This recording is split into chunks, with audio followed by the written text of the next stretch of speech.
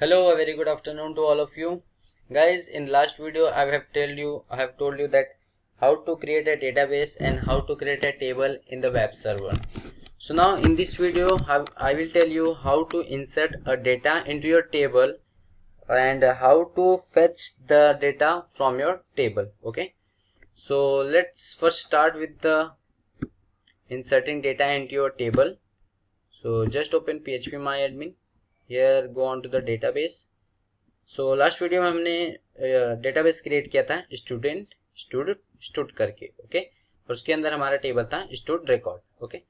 सो guys, हम चाहते हैं कि हमारा जो स्ट्रक्चर है, हमारे पास name, email, phone number, address, हम चाहते हैं कि ये चारों चीजें हम यहाँ पे इंसर्ट करें हमारे टेबल में okay.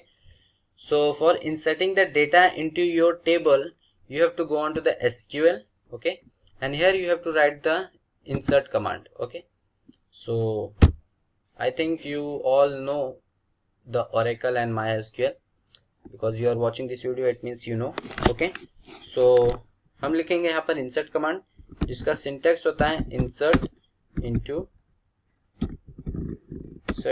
table name values, okay. तो ये यहाँ पर ये सिंटेक्स है insert command का. If you people don't know, then I will tell you that this is a syntax of insert command. By this you can insert data into your table, okay. So here is a table name. So our table name is stud record, okay. Okay, so our table name is stud record. So we have 4 columns: name, email, phone and address, okay. So we will insert the values for this. So for a varchar or for any name or string, use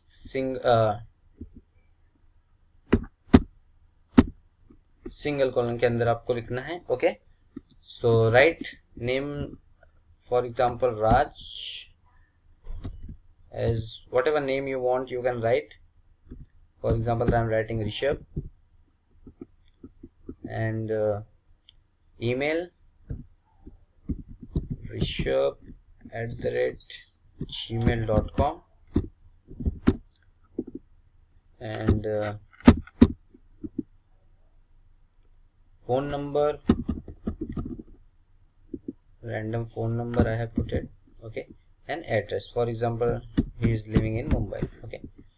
So guys, this is a syntax and how to insert a data into your table.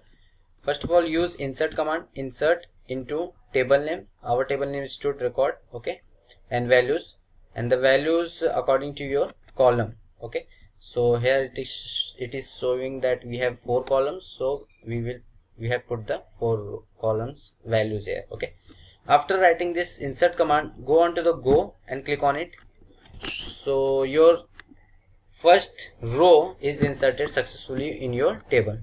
So to check, click on stud record, and here you can see that rishabh@gmail.com, phone number and Mumbai, okay.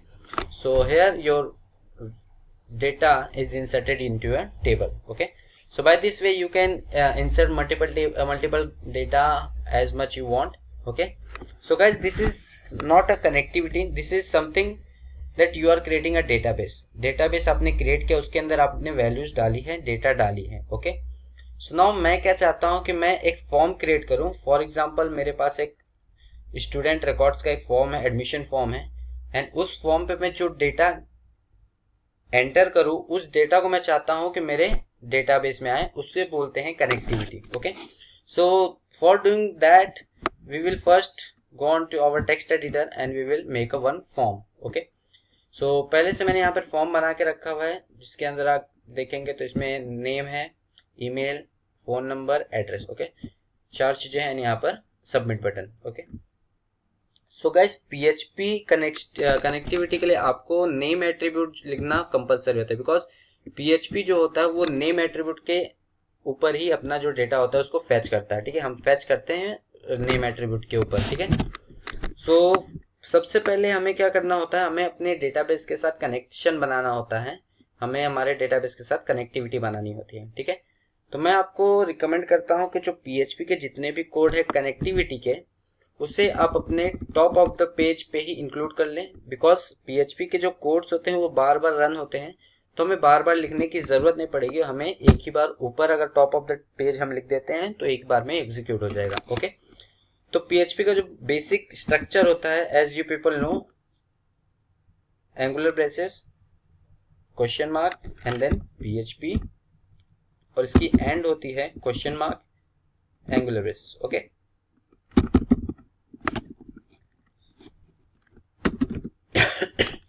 Sorry. So guys, सबसे पहले हम क्या करेंगे, हम अपने database के साथ में अपना जो पेज है उसे कनेक्ट करेंगे। तो उसे करने के लिए इनबिल्ट क्लास है, उसका नाम है MySQL Connect। Okay, MySQL Connect ये जो है एक इनबिल्ट फंक्शन है जिससे हम अपने डेटाबेस को कनेक्ट करते हैं। इसमें आपको 3 चीजें देनी होती है, host name, user name and password. Okay, तो as here you can see, हमारा जो होस्ट है वो हमारा है लोकल होस्ट। ओके, ठीक है, अगर आप चाहें तो प्रिविलेजेस में जाके चेक कर सकते हैं। देखिए होस्ट कौन सा है, हमारा लोकल होस्ट, और यूजर कौन है, रूट, एंड हमने यहाँ पर कोई पासवर्ड नहीं दिया हुआ है तो हम उसे डिफॉल्ट छोड़ेंगे। ओके, तो हम यहाँ पर सिंगल कोट में लिखेंगे पहले लोकल होस्ट,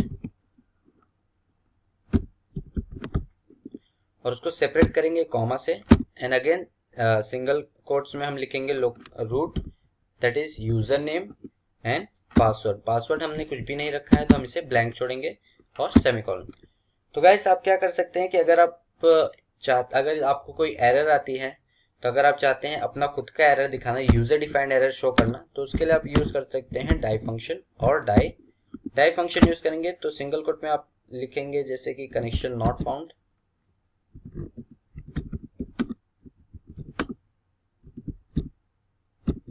ओके, तो ये जो होगा, अगर आपको कोई एरर आएगी तो ये शो करेगा। बट मैं रिकमेंड करता हूँ कि जैसे अब हम लाइव प्रोजेक्ट्स करते हैं तो उसमें मैं नहीं चाहता कि सामने वाला मेरा जो एरर है उसे देखें, तो इसके लिए हम उसे डाई फंक्शन यूज नहीं करते। Instead of that we will use first @ on the starting. इससे क्या होता है कि अगर आपको कोई एरर आता है तो वो भी किसी को पता नहीं चलता। ओके, सो हमने अभी क्या कर लिया, अपने जो सिस्टम का सर्वर था उससे हमने कनेक्शन बिठा लिया। अब हम क्या करते हैं, अपने डेटा बेस के साथ में कनेक्शन बिठाते हैं, जो कि हमारा जो डेटाबेस हमने यहाँ पर बनाया था, हमारा डेटाबेस था स्टूड। ठीक है, स्टूड करके हमने डेटाबेस बनाया था, और उसके अंदर हमारे पास क्या है, स्टूड रिकॉर्ड, वो अपना टेबल है। ठीक है, तो हम यहाँ पे अभी क्या करेंगे, स्टूड डेटाबेस के साथ कनेक्शन बनाएंगे। तो MySQL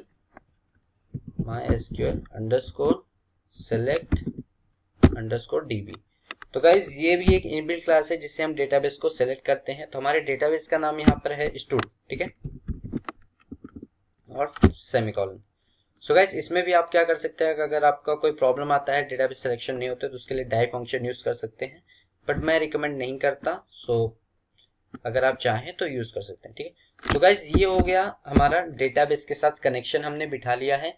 अब हमें क्या करना है, अपनी कोडिंग करनी है। फॉर एग्जाम्पल, ये मेरा फॉर्म है, देखिए आप, तो मेरे फॉर्म में है name, email, phone number, address and submit button. Okay, submit button.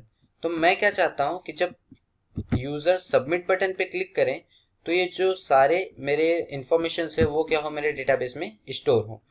तो इसके लिए हमें क्या करना होगा, हमें एक स्टेटमेंट लिखना होगा, इफ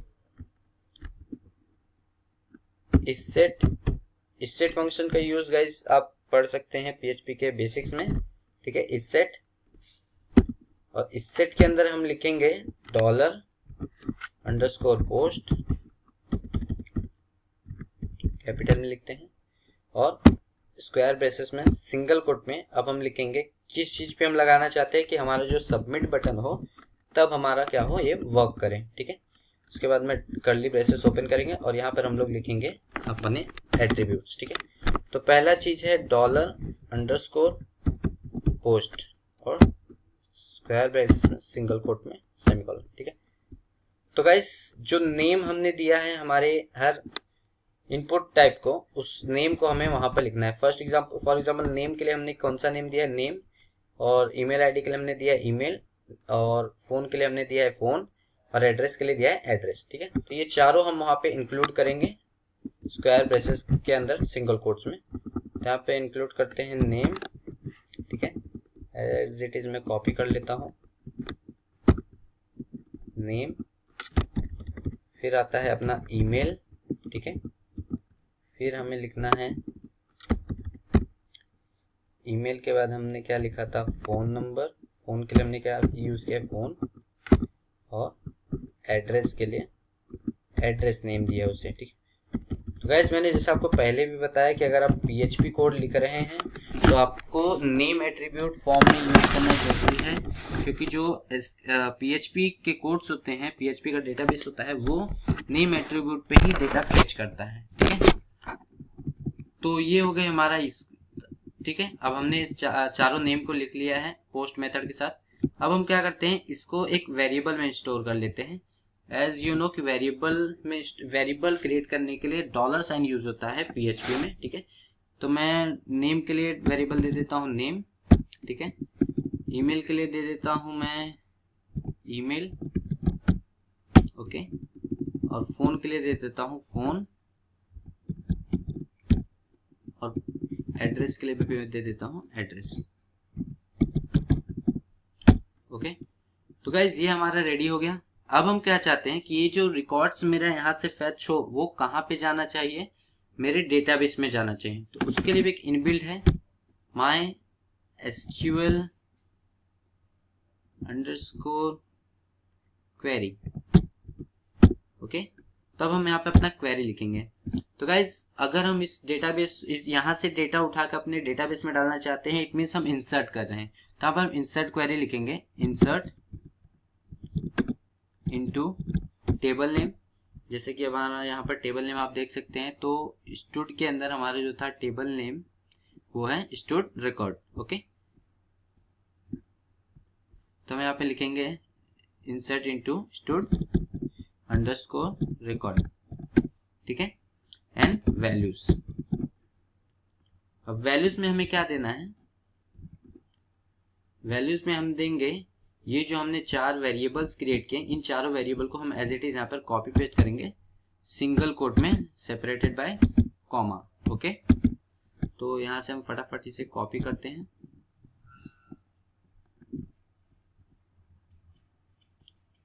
यहाँ पे इसे पेस्ट करते हैं,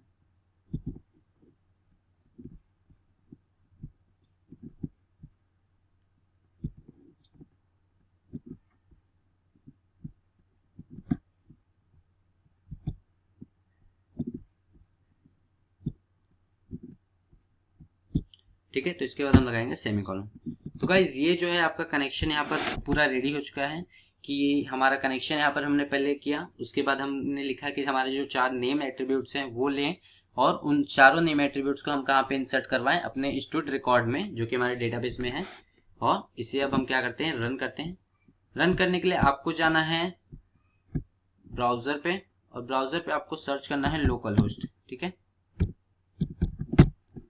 लोकल होस्ट आप सर्च करेंगे तो यहाँ पर आपके जितने भी फोल्डर्स हैं, आपके प्रोजेक्ट्स हैं, यहाँ पे दिखाएं। तो हमारा जो है वो वेब के अंदर है, तो हम यहाँ पे टाइप करेंगे /web/form.php, ठीक है। इसे हम सर्च करते देखिए तो हमारा खुल गया। अब यहाँ पर हमें कोई एरर नहीं दिखा रहा है। हम नाम एंटर करते हैं, मान लीजिए राहुल, ईमेल हम डाल देते हैं @gmail.com, ठीक है। फोन नंबर हम डाल देते हैं, एड्रेस डाल देते हैं इंडिया, ओके। हम सबमिट पे क्लिक करते हैं।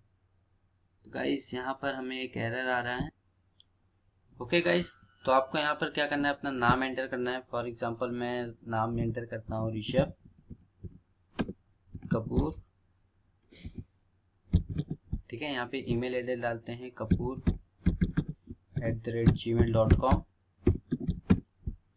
और यहाँ पर हम फ़ोन नंबर डाल देते हैं कुछ रैंडमली, और यहाँ पर इंडिया एड्रेस डाल देते हैं, ओके। तो अब हम सबमिट पे क्लिक करेंगे तो देखेंगे आप कि आपका जो डेटा है वो आपके डेटाबेस में क्रिएट होगा। चेक करने के लिए आपने जाना है स्टूडेंट रिकॉर्ड, और यहाँ पर आप चेक करेंगे लास्ट, तो देखिए यहाँ पर Rishabh Kapoor @gmail services India.